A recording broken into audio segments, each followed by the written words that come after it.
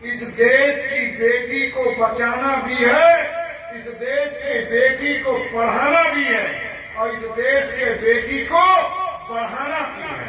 और आज हम गौरव के साथ कह सकते हैं कि माननीय प्रधानमंत्री जी ने जो कहा था वो पूरा किया और कोई आरक्षण अकेले नहीं दिया। सबसे पहले समाज में जागरूकता पैदा करके बेटियों की भ्रूण हत्या को कम करने का काम किया।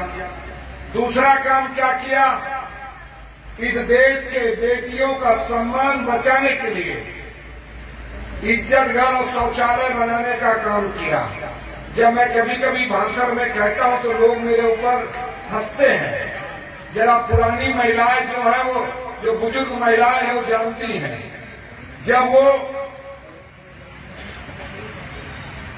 ब्याह के किसी घर में जाती थी तो उनको इस बात की चिंता नहीं होती जिस नए घर में जा रहे हैं सोने को कहाँ मिलेगा, रहने को कहाँ मिलेगा, खाने को क्या मिलेगा, लेकिन मन में एक चिंता होती थी कि जिस नए घर में मैं जा रही हूँ अभी जानती नहीं कौन सास है, कौन चचिया सास है, कौन ककिया सास है, कौन देवानी है, कौन जेठानी है।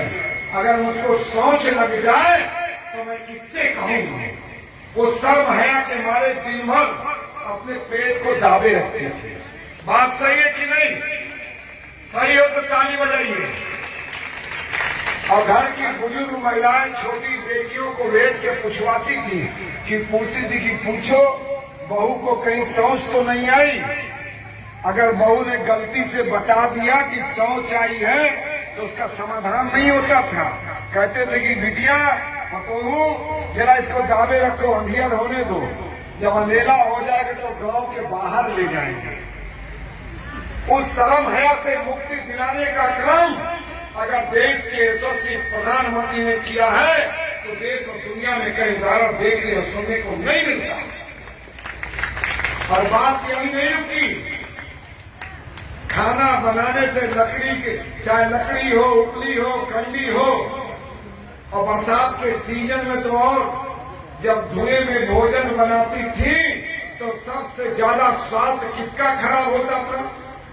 महिलाओं का। चाहे मैं हो, चाहे मंच पे बैठा कोई पुरुष हो, चाहे इधर बैठा कोई पुरुष हो, वो अगर शाम को घर पहुंचा, दो नातेदार रिश्तेदार को लेके पहुंचा, दोस्त यार को लेके पहुंचा, तो उसने ये नहीं पूछता था कि खाना बनाने के लिए लकड़ी है कि नहीं, कंडी है कि नहीं, उपली है कि नहीं। वो केवल फरमान जारी करता था कि जरा 4 लोग आए हैं, भोजन बना दो। और कोई पूछता नहीं था बेटियों से, बहन से, पतोहू से कि तुम किस धुएं में बनाओगे।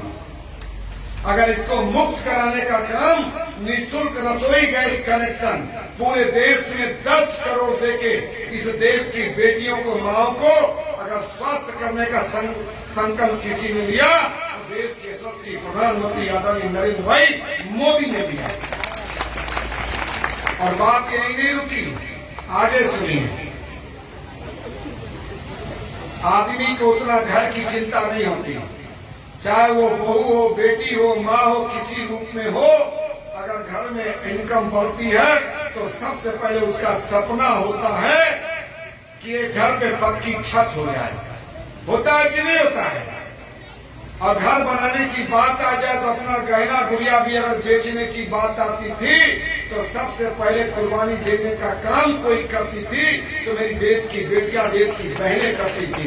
और मैं गौरव के साथ कह सकता हूँ कि देश के यशस्वी प्रधानमंत्री जी ने पूरे देश में 4 करोड़ से ज्यादा प्रधानमंत्री आवास देने का काम किया।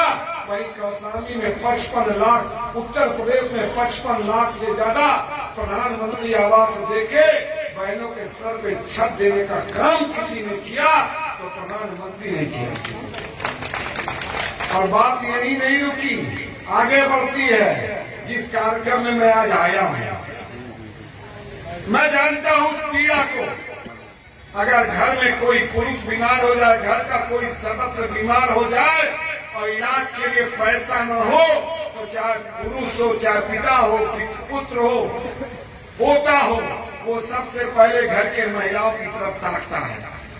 और क्या कहता है कि उनको आशा और उम्मीद कहीं दिखती है तो घर के बहू से दिखती है, माता से दिखती है, बेटी से दिखती है कि वो अपना गहना गुड़िया बेच के घर के सदस्यों का इलाज कराने के लिए अपना सर्वस्व त्याग करने के लिए तैयार होती है, तो कोई और नहीं, इस देश की बेटी, इस देश की माता होती है।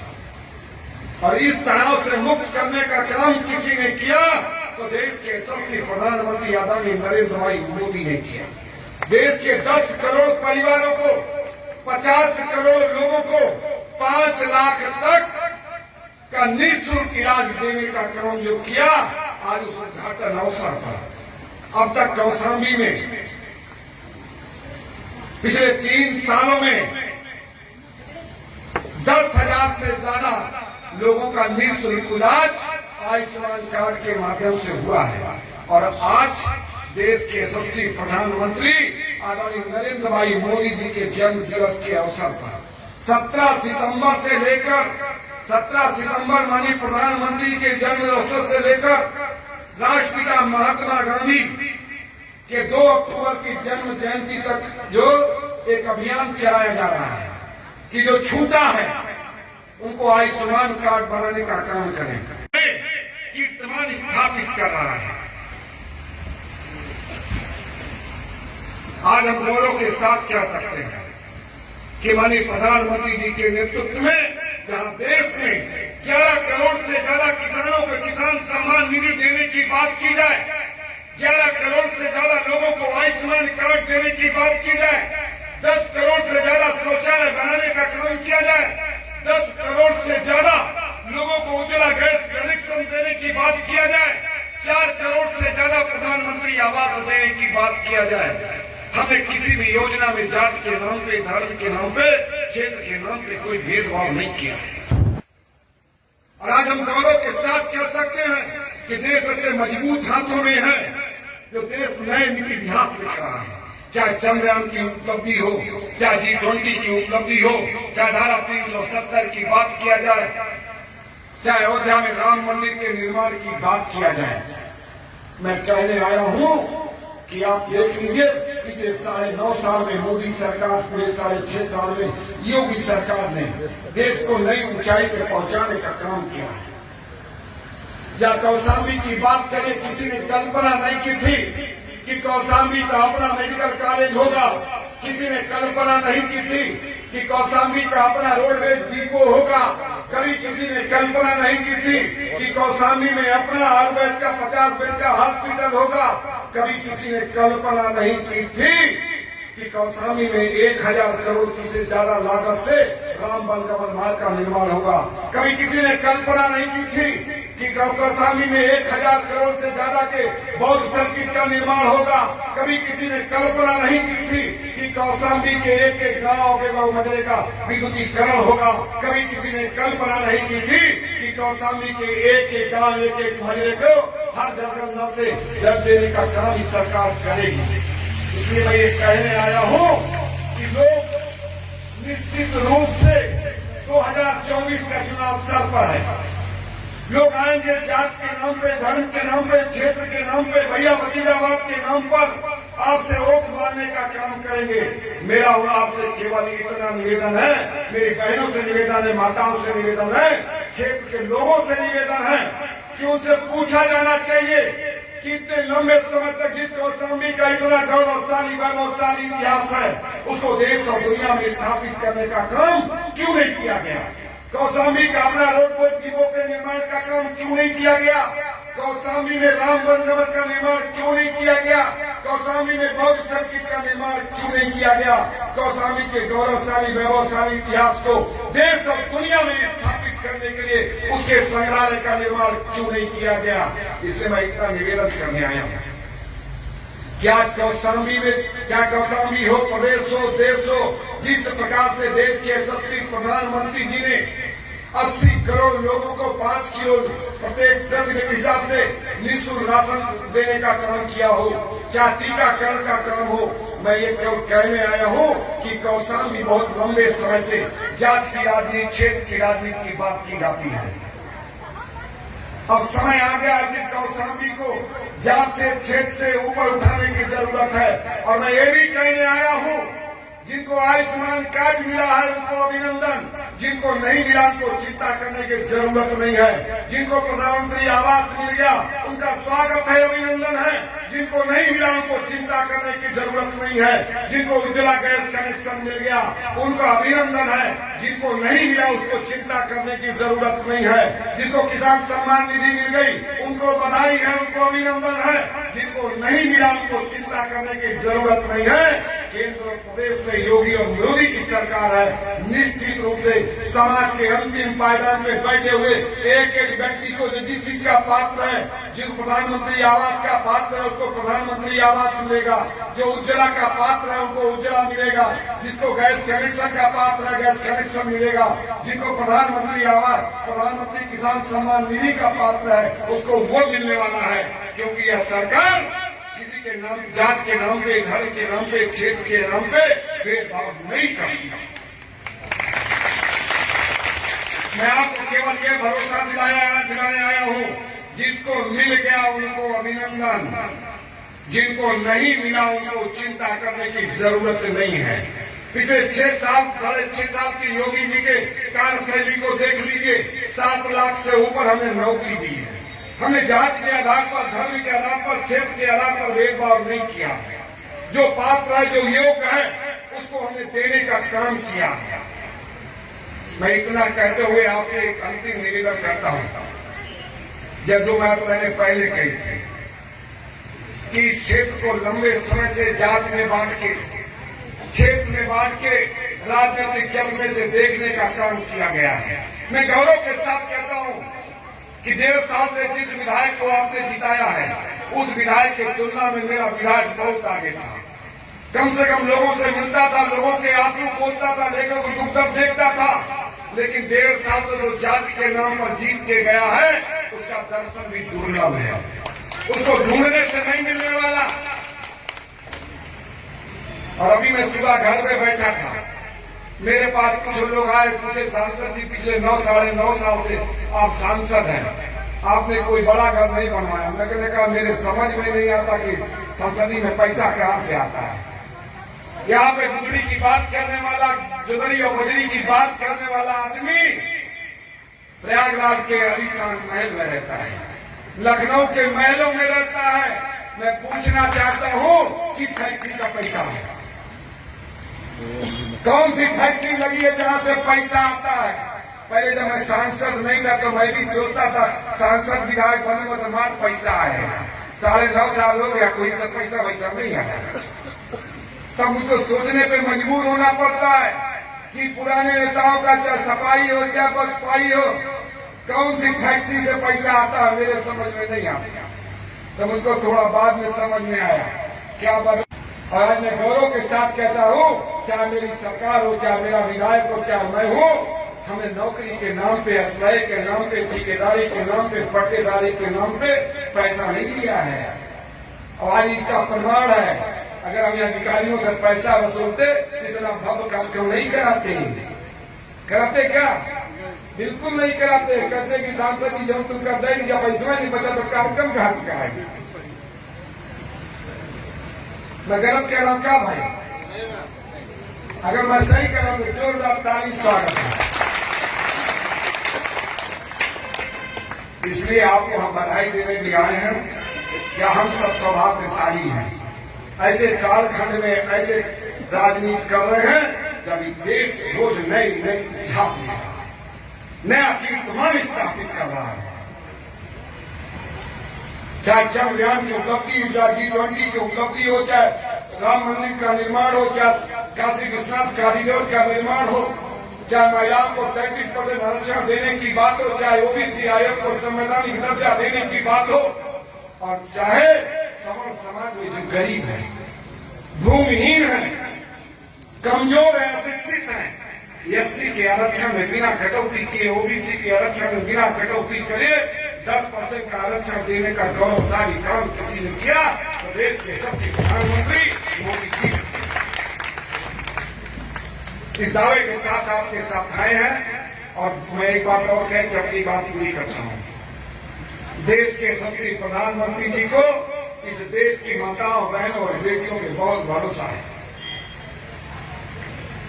और ये आज नहीं 2014 से आपने देखा होगा।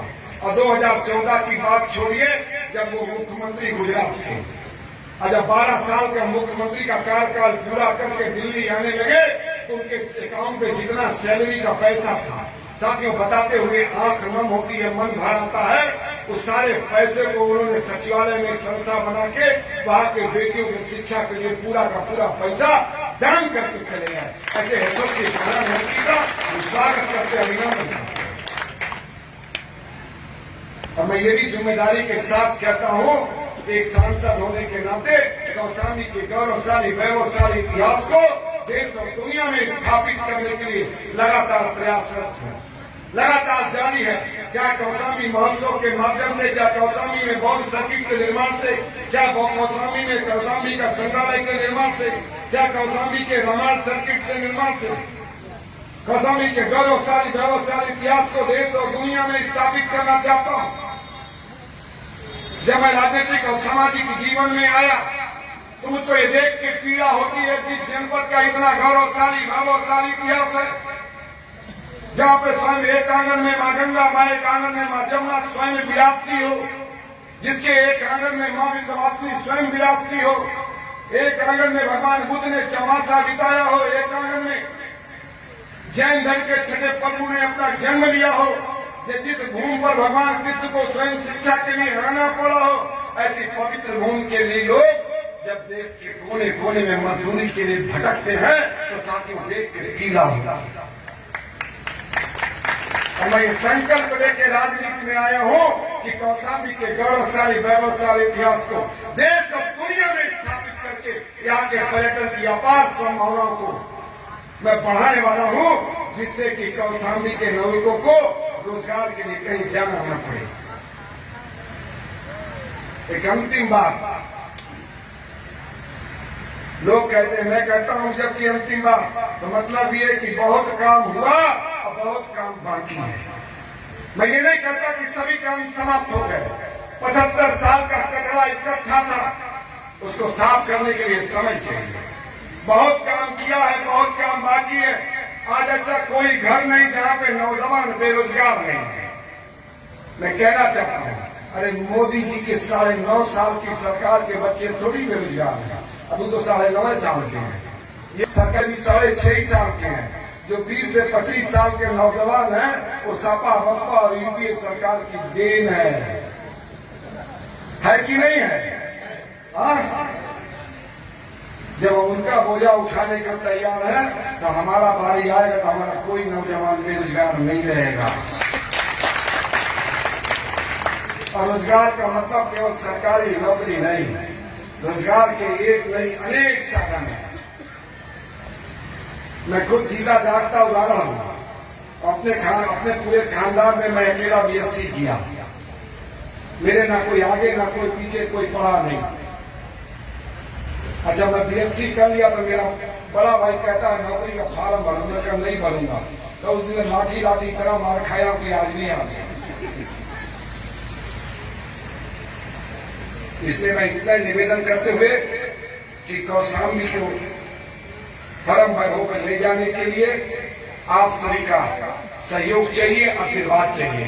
क्योंकि अगर आपने एक वोट का आशीर्वाद नहीं दिया होता तो मोदी जी प्रधानमंत्री नहीं बनते। आपने एक वोट का आशीर्वाद नहीं दिया होता तो योगी जी मुख्यमंत्री नहीं बनते। और आप सबने मिलकर एक वोट का आशीर्वाद नहीं दिया होता तो विनोद सोनकर दुनिया के सबसे बड़े लोकतंत्र, देश की सबसे बड़े पंचायत के सदस्य नहीं बनते। आपने एक वोट का आशीर्वाद नहीं दिया होता तो महिलाओं को आरक्षण नहीं मिलता। आपने एक वोट का आशीर्वाद नहीं दिया होता तो प्रधानमंत्री आवास न बनता। आपने एक वोट का आशीर्वाद न दिया होता तो उज्ज्वला गैस कनेक्शन न मिलता। आपने एक वोट का आशीर्वाद नहीं दिया होता तो किसान सम्मान निधि न मिली होती। आपने एक वोट का आशीर्वाद नहीं दिया होता तो आज बेटियां बेखौफ होकर सड़कों पर नहीं घूम सकती थी। इसलिए आपसे निवेदन करने आए हैं, प्रार्थना करने आए हैं कि एक वोट का आपका आशीर्वाद भारतीय जनता पार्टी पर मुझ पर बना रहे, जिससे जो कारवा जो सपना हमारे पूर्वजों ने देखा था, जिस गौरवशाली वैभवशाली भारत के निर्माण का, उसके पूरा करने के लिए आपके एक वोट का आशीर्वाद मिलता रहे। इतना कहते हुए आप सभी के प्रति अपना साधुवाद व्यक्त करते हुए साथ ही ये सूचना देते हुए कि इस ब्लॉक में